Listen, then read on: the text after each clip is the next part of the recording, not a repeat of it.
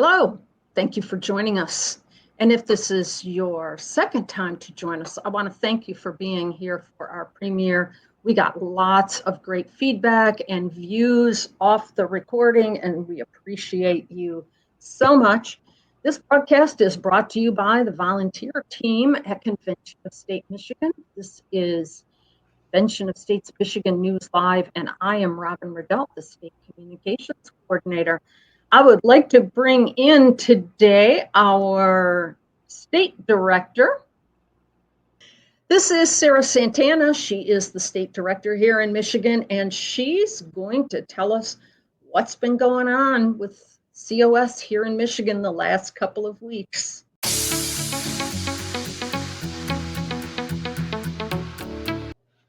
All right, the Michigan team was back at the Capitol on January 21st.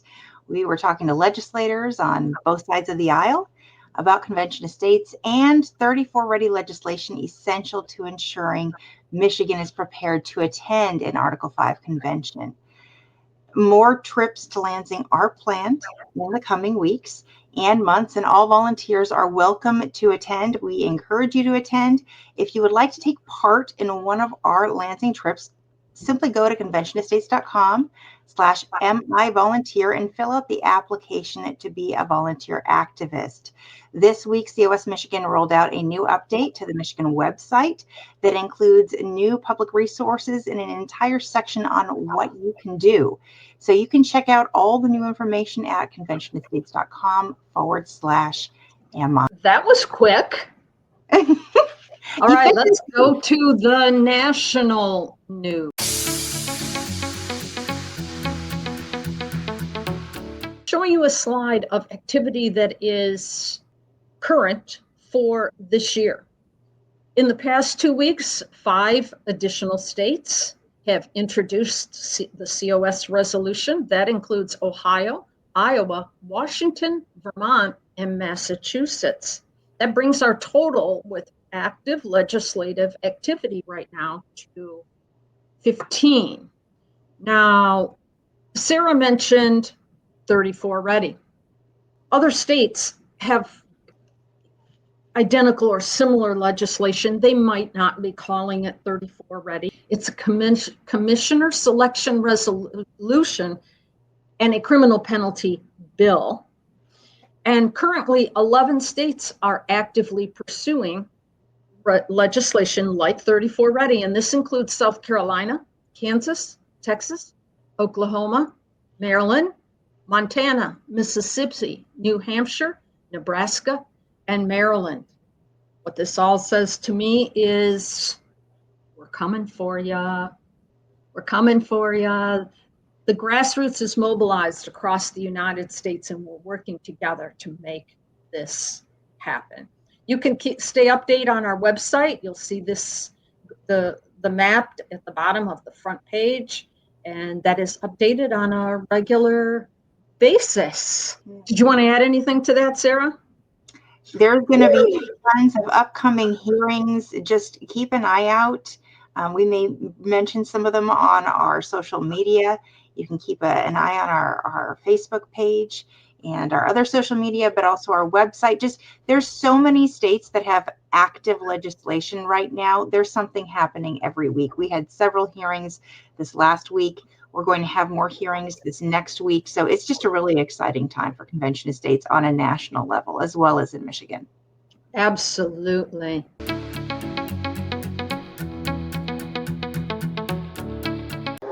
Well, let's go on and talk about a few hot topics. I would like to bring in our third person to join us in here. This is Shay Bonhag, one of our volunteers from up north, as we call it. And Sarah, I'm going to turn it over to you for what's the latest talk. What's hot in the news this week that we get to contribute our 5 cents worth?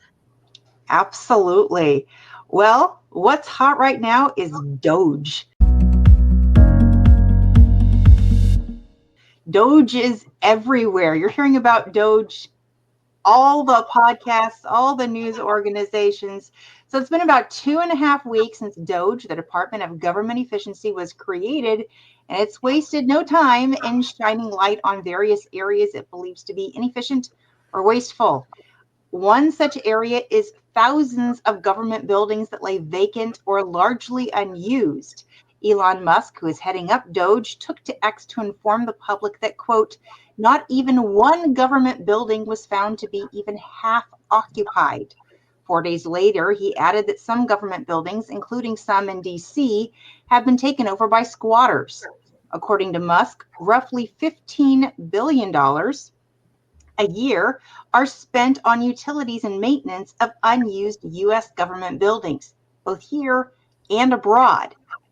On a different note, Musk announced on Monday, February 3rd, that USAID and other government agencies have been funding various media groups around the world. That same day, the DOGE subcommittee in the House of Representatives invited leaders from NPR and PBS to address biased news coverage at a public hearing in March. The report published on the House website stated that both NPR and PBS spend hundreds of millions of dollars from the federal government each year. As the deep dive into USAID heated up, the White House published a short list titled, "At USAID, Waste and Abuse Runs Deep." There were a lot of examples given on that particular list. Some notable things were $1.5 million to advance DEI in Serbia, $70,000 for production of musical production in Ireland, $2.5 million for electric vehicles for Vietnam, $47,000 for an opera in Colombia, $32,000 for comic books in Peru, as well as some sex changes in Guatemala, and the list goes on, including funding tourism in Egypt. We even saw some references to COVID and Al Qaeda. It was very exciting. So I want to go to our panel. Let's talk about this. We're diving into so many different areas, and they've barely started to scratch the surface. This seems to be very much like a government audit. And I thought of you a lot, Shay, when I was going through these lists, because you've spent so much time with all the articles you've written for us looking at the little wastes. I know. And now we're seeing even bigger wastes, or even just not even the waste, because some of these things are wastes and some of them are just misuse or lack of use. I mean, we have empty government buildings that now have squatters in them, and I'm sure we're paying to keep up those buildings. Of course. So, right. What areas have you been surprised, if any, that have come to light through all of this? I haven't been surprised at all about any of it. I've just been more surprised that it's made it to the public. The fact that, Senator Paul comes out with the Festivus every year, and he outlines all the things that we're spending money for that are kind of crazy. And that's just literally, from what I'm seeing so far, is just the tip of the iceberg. Because what DOGE is finding out as they start diving into more and more of the details, they find out all these crazy things that are being funded. And no one agreed to any of this. This is just all happening. I don't know if you saw the interview with Senator Rubio, well, now the Secretary Rubio, who is the interim director of U.S. aid, right? Mm-hmm. And he said a lot of times the stuff that they're funding in these programs through U.S. aid is counterproductive to what they're trying to do with the Department of State. So it's like, oh my goodness. So the right hand doesn't know what the left hand is doing, and we've got both things going. I mean, that's the worst case, right? It's just the worst case. I mean, we don't have a constant, consistent focus forward, even if we thought some of this stuff would be worthy. Yeah. And I think, the more you expose it to transparency, the more that people see it, the more clear it's going to become that, wait a minute, nobody in their right minds wants that funded. I mean, that just doesn't make any sense.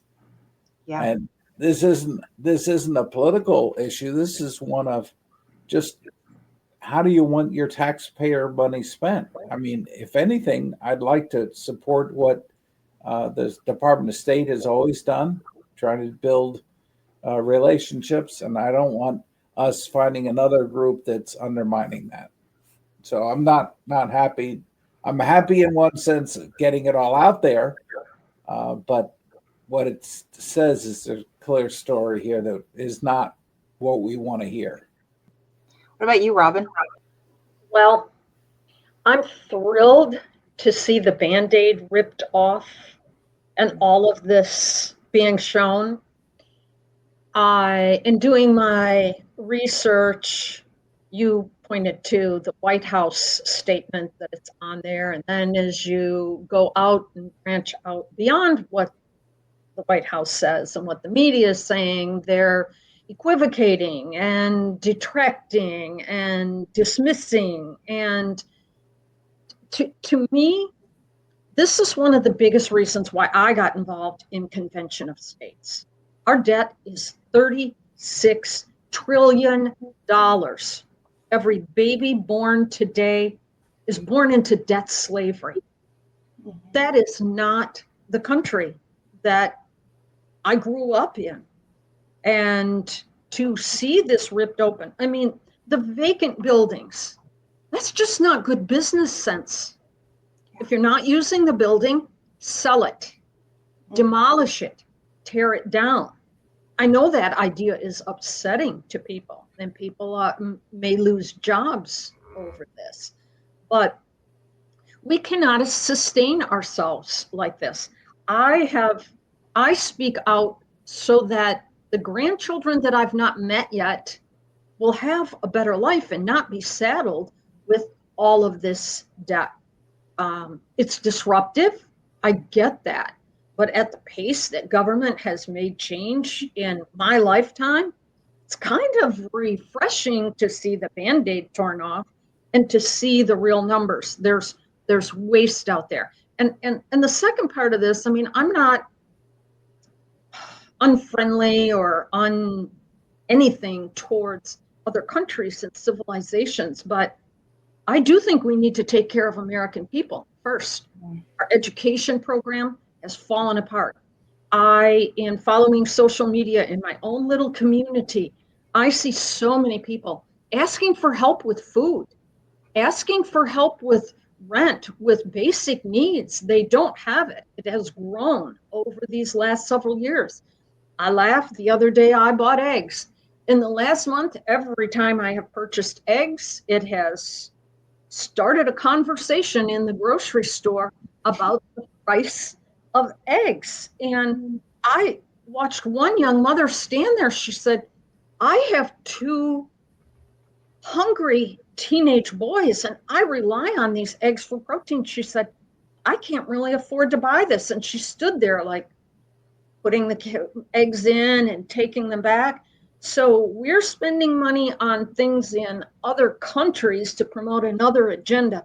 We're not taking care of things at home. So while this is uncomfortable for some, I'm happy to see it happen. Yep. Absolutely. And you know, that analogy of well, and just what you were saying about the government buildings. Why do we have empty government buildings? And this isn't a new problem. If you go back to the archives of the Obama administration's White House, which, by the way, there are archived websites for each of the past administrations, at least in the past current administrations, he actually had a plan for trying to get rid of these problems. At that time, I want to say, I was looking at it yesterday, there were 12,000 I believe, empty buildings or not used buildings that were just excess. And I think that number may be lower now, but it's hard because they have different categories. There's the partly used, the ones we're using 10%, the ones that are completely empty. You know, what counts as a building? You know, if you have a shed, is that a building? It's like you look at these things and it's, oh my gosh, it makes your head hurt. And yet we're so in debt, like you said, Robin. And if we were talking about a normal individual who went to someone for financial help because they were deeply in debt, the counselor would say, hey, you have 3 cars. If you are deeply in debt, you need to get rid of some of these cars. Well, you have an extra house, sell the house, right? This is what any normal individual has to do if they get themselves into the hole when it comes to debt. And that's what has to happen with our federal government. These are just, they're just logical things to be doing. Now, when it comes to things like the media, I have to say that's the one that raised my eyebrows a little bit.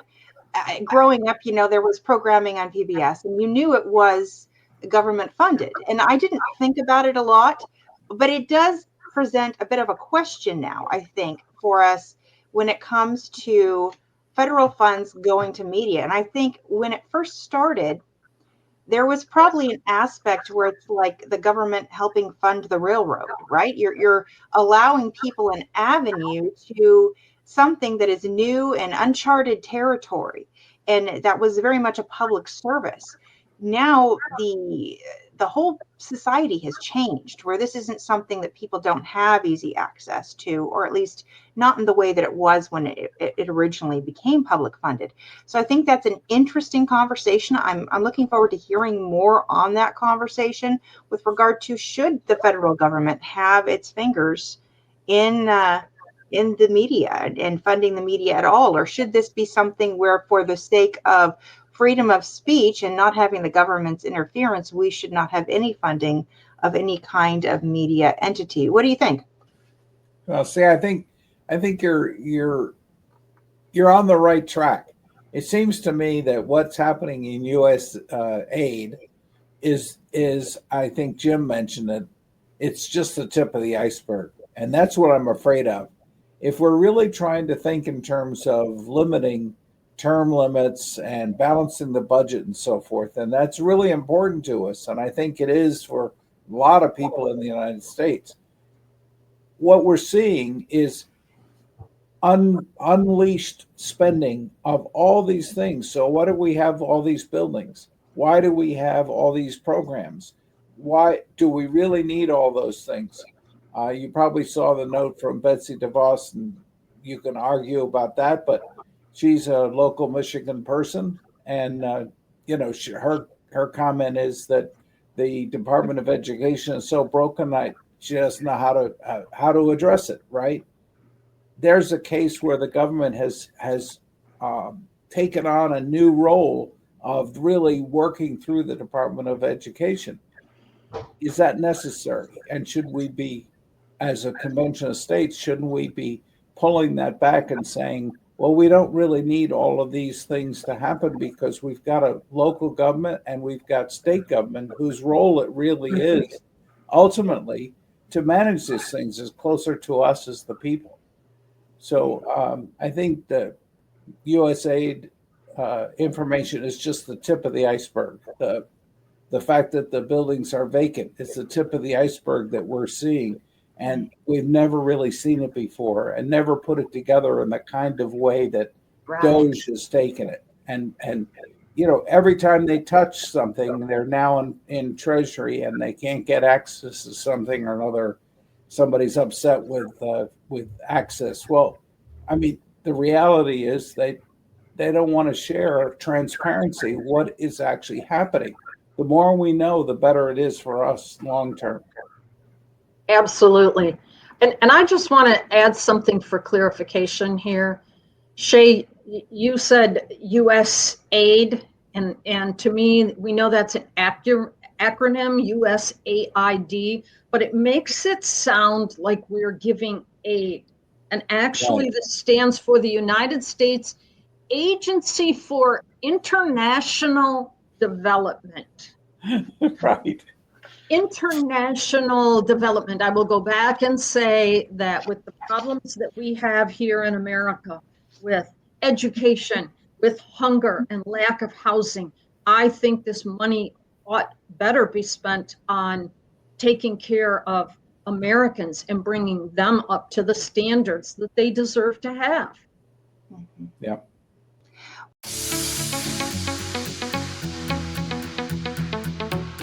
Well, Shay, I think you had done some research. You want to, on a topic, you want to kind of talk to us about what you've been working on. One of the other hot topics that people are talking about right now is this whole early out process, where President Trump is offering, depending on the numbers, I think the latest one was 60,000 employees, and the federal government were going to take him up on the offer. His offer being, I'll pay you through September. You don't have to work, but I'll pay you through September on early out, and you'll be leaving the workforce. And so that there's been a lot of concerns about that.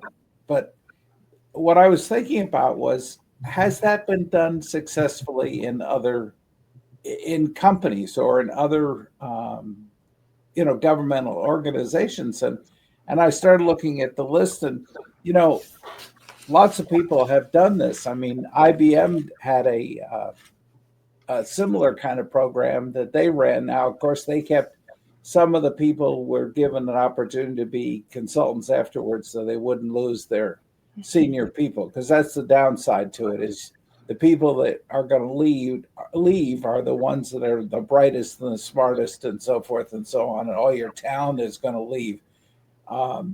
Obviously, 60,000 people out of 2 million is not everybody leaving, right? So it's, first of all, that's a fallacy. It's just a few that will be leaving, and probably so. You'd probably be losing some people that you'd like to keep hold of. But on the other hand, the net result is pretty positive. GE did the same thing. Ford's done it. I didn't realize that, but they actually did that. And I know that many of those companies that have done that, they look at it in the long term rather than the short term. Yes, they might lose some people, but you can also bring in some consultants to help you figure out what it is that you're missing, and you can carry forward. But the end result is that you've got a smaller workforce as a result. And I think that's what he's trying to do here, is really just get this. I mean, that's what DOGE is trying to do as well, right? Reduce the size of the government.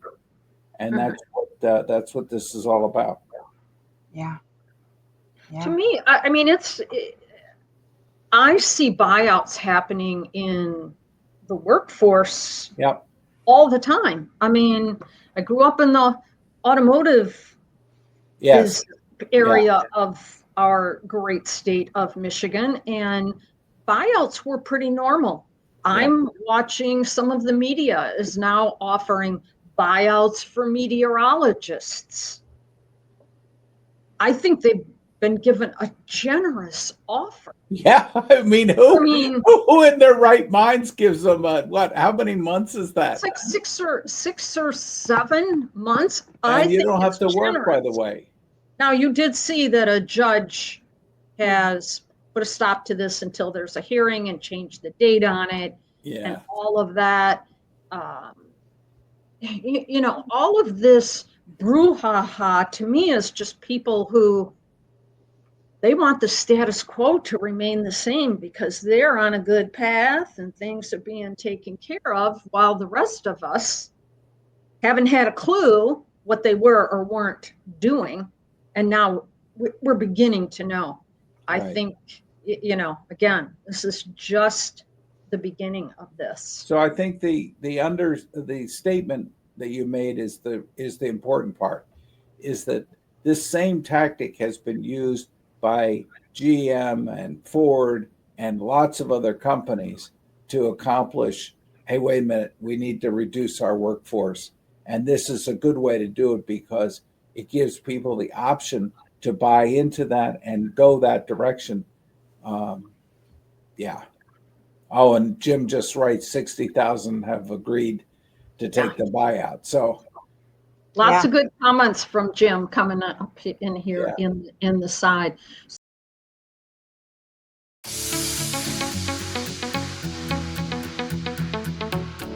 So to my two partners here, we've got 5 minutes left in our broadcast, and I know we have one more question. Sarah, would it be all right if we save it? Because we really want to put together a program that comes in at just under 30 minutes. And all right.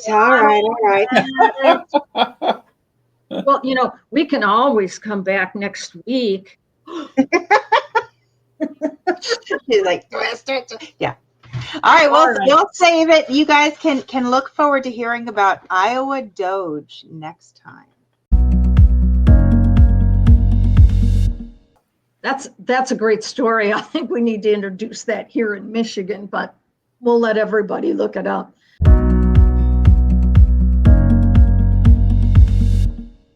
Okay, let's move on.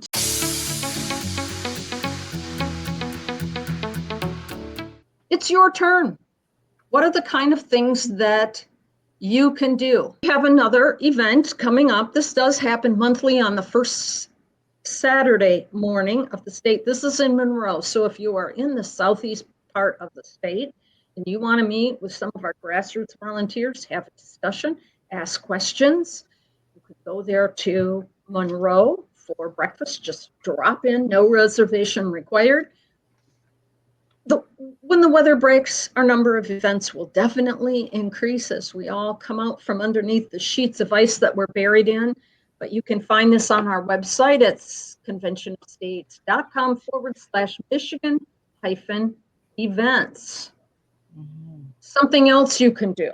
If you have not signed the petition, grab your phone, grab this QR code, put it on your phone, and sign the petition. When you do, it will notify your legislator that they have another supporter in their district that supports this movement. It will also help you get regular email updates from us, and you get access to training and volunteer opportunities. So lots of opportunity for you in that one. This year, we are asking people to just do one thing to help this movement. So if you haven't done so already and you're watching, hit the like button or the heart button or, I don't know, the wow button and show us a little love. If you're on YouTube watching us, subscribe to our channel so that you get notifications when we're coming back on. So please hit the like button. Show us a little love here for all our hard work and sleepless nights. We are on social media, so you can find us on Facebook, YouTube, Instagram, Rumble, LinkedIn, and X. We're more active on some platforms than other, but we are there for whatever suits you. And to learn more about us, you definitely want to grab this page. I'll jump to the contact us if you have a question. Contact us at askmi@cosaction.com.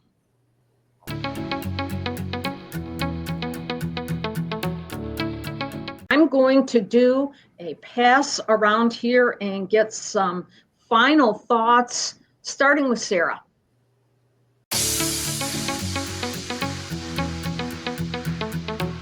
A lot of distraction going on right now in our country, I would say, with just, I mean, there's so much news. I mean, I was telling my daughter the other day, you know, it's been 15 minutes and nothing new has happened. I'm feeling bored. It's kind of insane right now. And I think because it's moving so fast, we can feel a little run over by a train.